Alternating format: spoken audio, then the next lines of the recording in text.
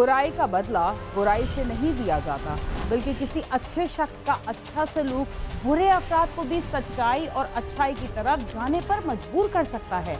लेकिन दो धड़े या दो अफराद अच्छाई के बदले बुराई को ही अपना ओढ़ना बिछोना बना बैठे हों तो उनसे किसी अच्छाई की तवक्को कैसे की जा सकती है। अपने अपने मफादात के लिए जब बुराई बुराई से टकराती है तो दोनों धड़े तबाह बर्बाद हो जाते हैं। लेकिन ऐसे जराइम पेशा अफराद या धड़ों से जुड़े आम लोग इसके बाद भी जिंदगी और वक्त से कोई सबक हासिल नहीं करते और कुछ अरसा गुजरने के बाद दोबारा बुराई के रास्ते पर चल पड़ते हैं।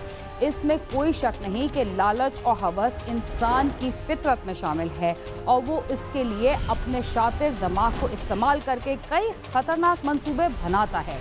मगर हैरत और दुख की बात तो ये है कि इसी दिमाग से वो ये बात क्यों नहीं सोचता कि जराइम से जुड़े अफराद की जिंदगी बहुत मुख्तसर होती है, इसलिए कि जराइम की दुनिया में कदम रखने वालों को हर लम्हा मौत की आगोश में गुजारने का डर लगा रहता है।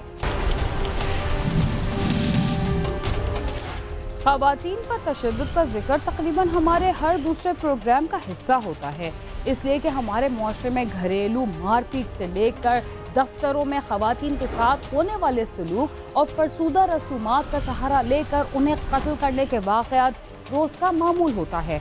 वक्त बदलने के साथ ऐसे वाक़यात में कमी तो नहीं आई। हाँ, ये ज़रूर हुआ कि अब ख़वातीन भी ये सोचने पर मजबूर हो गई हैं कि उन्हें अपने दिफा में कोई ना कोई कदम ज़रूर उठाना चाहिए। सांगला हिल में 2 बीवियों का शौहर मोहम्मद अफजल पुरस्कार तौर पर लापता हो गया और 2 माह बाद घर के ही एक कमरे से उसकी दफनशुदा लाश मिली। देखते हैं उसका कातिल कौन था और मरने के बाद उस पर लगाए जाने वाले इल्जामात क्या दुरुस्त हैं।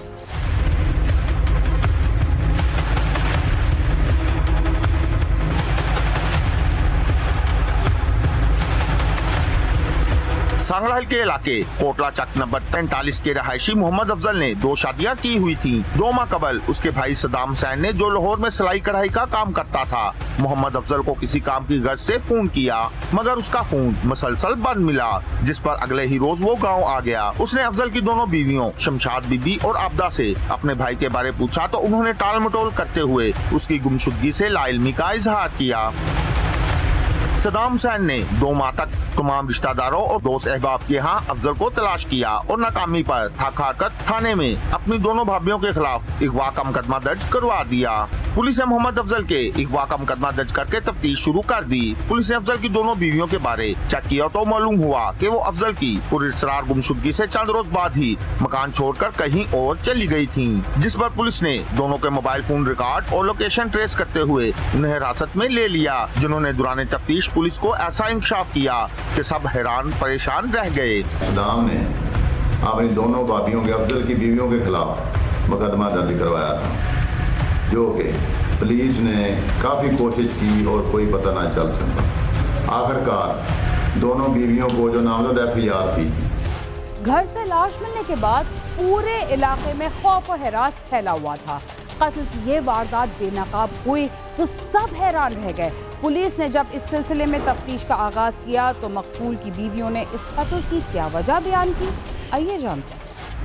अफजल की बीवियों ने इंकशाफ किया कि उन्होंने घरेलू झगड़े पर अफजल को अपने 2 साथियों अली और यासर के साथ मिलकर गला दबाकर मौत के घाट उतार दिया था और उसकी लाश घर के ही एक कमरे में गड़ा खोदकर दबा दी थी। पुलिस ने उनकी निशानदेही पर घर के कमरे की खुदाई करवाकर लाश कब्जे में लेकर पोस्टमार्टम के लिए भिजवा दी, जबकि अली और यासर को भी गिरफ्तार कर लिया गया। इन्होंने अपने खामन मकतूल अफजल को गला दबाकर घर में ही कमरे में गड़ा खोदकर उसमें दबा दिया था, जो कि उनके इंकशाफ पर को साथ लेकर मकतूल अफजल की नाश बरामद की गई और इन दोनों को गिरफ्तार किया गया और इन दोनों के साथ अली और यासर 2 मुलज़िम ने मिलकर अफजल को कत्ल किया था। मोहम्मद अफजल की लाश मिलने पर पूरे इलाके में खौफ और रास फैल गया। पुलिस के मुताबिक दौरान तफ्तीश मकतूल की बीवियों ने इंकशाफ किया है कि उनका शौहर उन्हें मारता पीटता था, वो उनसे और दूसरी लड़कियों से गलत काम करवाता था। हमने टेक्निकली इनकी जो सारी मूवमेंट थी हमने वो उसको वॉच करना शुरू किया फिर ये कल के करीब जाके हमें ये पता चला कि ये जी फिर फैसलाबाद में कहीं किसी घर में रह रही। फिर फैसलाबाद रेड किया, रेड करने के बाद ये दोनों की दोनों वहाँ से अरेस्ट हुई। ला के जब इनको हमने फिर इंटरोगेट किया तो दौरान इंटरोगेशन फिर उन्होंने इंकशाफ किया कि जी मेरा बड़ी जो इसकी बीवी थी अफसर की मकतूल की, उसने कहा जी कि मेरा जो फामिद था ये बहुत ज़्यादा शराब पीता था। उसकी इन्हीं हरकत की वजह से उन्होंने अपने आशनाओं के साथ मिलकर उसे मार डाला और घर में ही दबा दिया, जिससे उन्हें रात को खौफ आता था। इसलिए दोनों ने वो घर छोड़ दिया। जबकि मुलजमा आबदा ने अपने खावन को कत्ल करने के 2 दिन बाद ही यासर से शादी भी कर ली थी, जो कि उन्होंने खुफिया रखी हुई थी। पैसे कमाने के लिए एक धंधा बनाया हुआ था इसने। फिर ये था कि ये शराब काफ़ी ज़्यादा पीता था, बकौल इन दोनों के। फिर ये शराब पीता था, शराब पी के ना फिर हम पे तशद्दुद करता था। उस दिन भी इसी तरह हुआ कि इसने तशद्दुद किया। मकतूल के वर्सा ने जहां कातलों की सज़ा का मुतालिबा किया, वहां ये बात भी सामने आई कि उसका किरदार दुरुस्त नहीं था, जिसकी वजह से उसकी बीवियां ऐसा करने पर मजबूर हुई। देखते हैं कि मकतूल की बीवियों ने अपने शौहर पर मजीद क्या इल्ज़ामात आयद किए, खाविन को कत्ल करने वाली उसकी बीवियां क्या कहती हैं और मकतूल के वर्सा का क्या मुतालिबा है। मकतूल के भाई का कहना है कि उसके भाई के कातलों को जल्द अज जल्द इंजाम तक पहुंचाया जाए और उन्हें इंसाफ दिलाया जाए। मुलजमान किसी रहम के मुस्तहिक नहीं। जालिमों ने उसके भाई के साथ बहुत ही जालमाना सलूक किया। उन्होंने अपना अफजल नूं मार के साडे घर ही 5 फुट का डूंगा टोया कट के उन्होंने नप्या होया सी। पुलिस ने मेरे साथ बड़ा कंप्रोमाइज़ करके बड़ी मेहनत करके जिहड़ा मेरे भाई नूं बरामद कराया है। मुलजमान का कहना है कि मकतूल उन पर आए रोज तशद्दुद करता था। वो कुबाखाना चलाता था, जिसके लिए वो बाहर से लड़कियां भी लाता था और उनको भी जबरदस्ती इस मकरू धंधे में लगाया हुआ था, जिस पर उन्होंने इंतहाई इक़दाम का फैसला किया। बड़े तरले करदी सीगी कि छड़ दे बच्चे आ हुण ना इहो जिहा काम करिया कर। कहंदा सीगा मैं तो कोई काम नहीं कर सकदा, मेरा तो कोई हीला वसीला नहीं है, मैं की कਰਾਂ बच्चिਆਂ ਦਾ ਤੇ तेरा पेट तो पालना है, इस तरह ही करनी है। बाहर भी कहंदा सी काम करके आ ਤੇ घर भी वो शराबा पी के तशद्दुद बहुत ज़्यादा करता सी। इस वजह तो असी उन्होंने चारों ने मिल के मार दिता है। पुलिस हुकाम का कहना है कि मुलजमान से तफ्तीश जारी है। जल्दी चालान मुकम्मल करके अदालत में भिजवा दिया जाएगा और अगर कोई और उनके साथ मुलविस पाया गया तो उसके खिलाफ भी कार्रवाई होगी। इन्होंने चारों ने पकड़ के उसके हाथ पांव बांधे हैं। बांधने के बाद फिर उसका गला दबाया, गला दबा के मारने के बाद फिर ये बाहर से कसी लेके आए हैं। घर के अंदर एक कमरा है जिसका फर्श कच्चा था, इन्होंने गड़ा खोद के तो उसके अंदर उसको दफन कर दिया। तो अब जब ये पकड़े जाने के बाद इन्होंने इंकशाफ किया, फिर हम कल मौके पे गए तो देखा वो डेड बॉडी वहाँ से रिकवर हो गई। मकतूल के वर्सा और अहले इलाका ने वज़ीर आला पंजाब से अपील की है कि मुलजमान को इबरतनाक सजा दी जाए ताकि आइंदा किसी को ऐसा करने की जुर्रत ना हो। साथी रिपोर्टर नवाज तबस्सुम के साथ आमिर शहजाद, समा, सांगला हिल।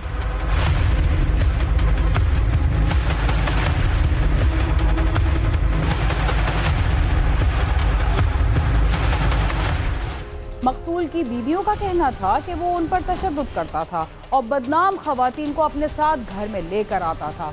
अगर वो जिंदा होता तो शायद इस सिलसिले में कोई बात बताता, मगर उसे कत्ल करने वाली बीवियां भी तो 2 अफराद को उसे कत्ल करने के लिए ही घर में लाई थी। इस सूरत में क्या वो सज़ा से बच पाएंगी? प्रोग्राम टाइम सीन में वक्त हुआ एक मुख्तसर से वक़्फ़े का, जिसके बाद हम दोबारा आपके साथ होंगे। तब तक आप समा के साथ ही रहिए।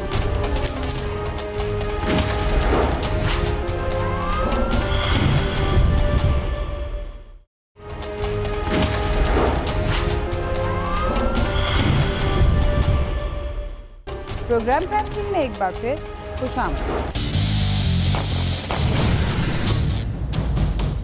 चोरी और डकैती में मुलविस पुराने गिरोहों को जब पुलिस गिरफ्तार करती है तो वो कुछ अरसे बाद ही जेल से वापस आकर दोबारा जराइम की दुनिया में कदम रख देते हैं और नए अफराद को अपने साथ मिलाकर पहले से भी ज़्यादा खतरनाक अंदाज में अपनी कार्रवाइयाँ शुरू कर देते हैं। अक्सर मुकदमात में ऐसा भी होता है कि मुद्दई को गिरोह की गिरफ्तारी के बाद सारी रकम वापस मिल जाती है और वो मुकदमे की पैरवी नहीं करता, या फिर पुलिस की कमज़ोर तफ्तीश और शवाहिद ना मिलने पर भी मुल्जिमान को रिहाई में आसानी होती है।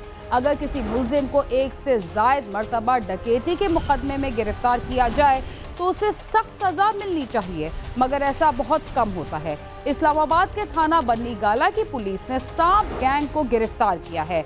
इस गैंग के हर रुकन पर 25 के करीब मुकदमात दर्ज हैं, मगर ये मुल्जिमान हर मर्तबा जेल से जल्द छूटकर वापस आ जाते हैं और किसी घराने के लिए दोबारा परेशानी का बायस बन जाते हैं।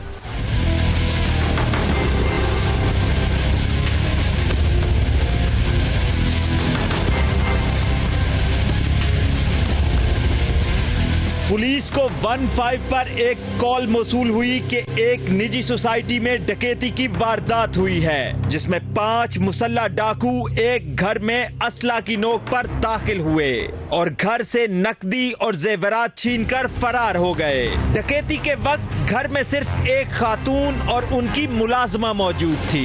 ये तकरीबन 2:05 पर कॉल चली थी। इमीडिएटली पुलिस ने रिस्पांस किया। मैं, मेरे SHO, SP साहब खुद हम मौके पे गए। तो हुआ ये था कि 5 मुसल्ला लोग जो है वो एक घर में एंटर हुए। जब हम पहुंचे तो वो पता चला कि जी एक घर में 2 लेडीज़ थी, लेडी और 5 बंदे आए हैं, घर में अंदर दाखिल हुए। SHO साहब भी, SP साहब भी, मैं भी साथ, हम सारे वहाँ मौके पे चले गए।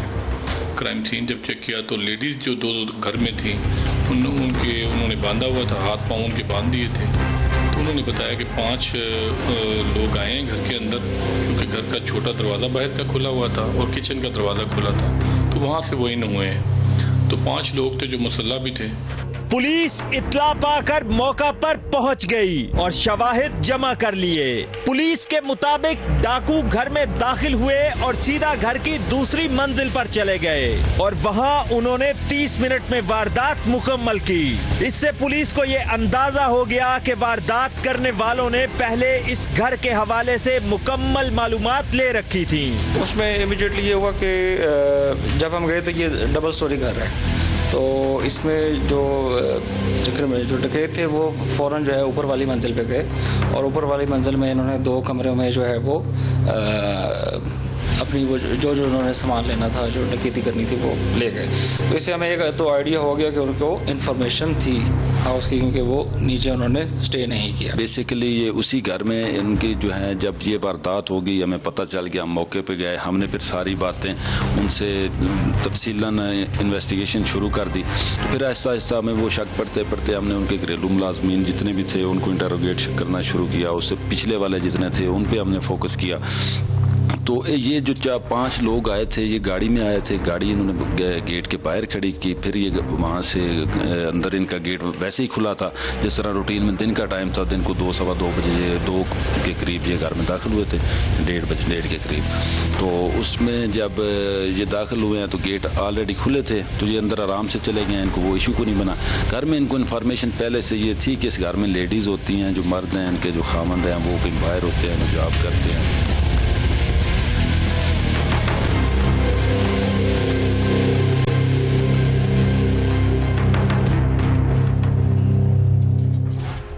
डकैती की ये वारदात दिन में हुई थी और डाकुओं को शायद ये मालूमात थी कि इस घर से उनको अच्छी खासी रकम मिल जाएगी, मगर ऐसा नहीं हुआ। वो वहां से सिर्फ 10 लाख रुपए मालियत की नकदी और जेवरात लेकर गए थे। पुलिस को शक था कि उनको किसी ने मालूमात दी हैं, इसलिए पुलिस का काम थोड़ा आसान हो गया था। पुलिस ने घर से मालूमात और शवाहिद लेने के बाद इलाके के तमाम CCTV कैमरे चेक किए और गिरोह के हवाले से इर्द गिर्द से भी मालूमात लेनी शुरू कर दी। पुलिस को एक शुएब नामी चोर के हवाले से सुराग मिला, जिसे गिरफ्तार कर लिया गया, मगर वो इस वारदात में मुलव्विस नहीं था। हमने एक बंदा उसमें अरेस्ट कर लिया, वो था पिंडी का, शुएब नाम था उसका। वो घरेलू चोरी की वारदातों में मुलव्वस था। उसको जब अरेस्ट किया तो उससे हमने ये वाला भी चेक किया कि शायद हो सकता है कि इसमें भी मुलव्वस रहा। वो भी साबित रिकॉर्ड याफ्ता था काफ़ी सारे मुकदमात में, चोरी वाला मुकदमात। उसने फिर आगे हमें थोड़ा सा क्लू दिया कि इस तरह जो है ना, यहाँ पे ये उसके साथी थे, ये पहले मिल के वारदातें करते रहे चोरी की, कि जी अशफाक उसमें हैं वसीम और अलियास। वसीम और अलियास जो हैं वो इस तरह की हो सकता है उन्होंने प्लान कर रहे थे। उन्होंने एक दफ़ा मुझसे बात भी की थी। वहाँ से काफ़ी हमने मालूमात इकट्ठी करने की कोशिश की, राउंड अबाउट से भी। तो मुल्ज़मान चूँकि वारदात करके चले गए थे, उनकी एक गाड़ी थी जिसका नंबर भी ट्रेस आउट नहीं हो सका था, बाद अज़ा हमने टेक्निकल बुनियादों पर उसकी सारी CCTV फुटेज वगैरह निकाली हैं, तो उसके बाद तफ्तीश का आगाज़ शुरू हो गया। हमने वहाँ जियो फेंसिंग वगैरह भी करवा ली थी। शुएब को पुलिस ने इस वारदात के हवाले से गिरफ्तार किया, मगर उसने डकैती की इस वारदात में मुलव्विस होने से इनकार कर दिया। वसीम और इलियास शुएब के पुराने दोस्त हैं जो डकैती और चोरी की वारदातें करते हैं। डकैती वाले दिन वो लोग इसी इलाके में मौजूद थे और शुएब से मिलकर भी गए थे।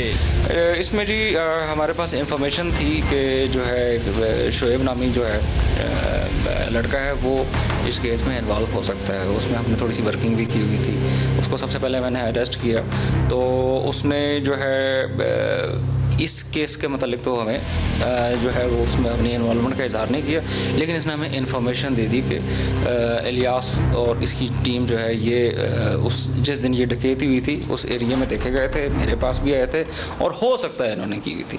उसके बाद जो है हमने शुएब से वो इलियास और ये जो वसीम इस गैंग पे हमने फिर स्टडी की, तो पता लगा कि इनका तो एक क्रिमिनल रिकॉर्ड ऑलरेडी मौजूद है।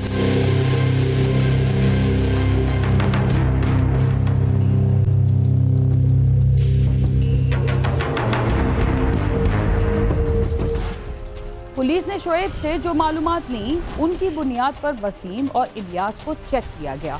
मालूम हुआ कि उनका सांप के नाम से गिरोह है जो 20 से 25 वारदातों में मुलव्विस है। ये गिरोह लाहौर से डकैती के लिए आता था और वारदात करके लाहौर चला जाता था।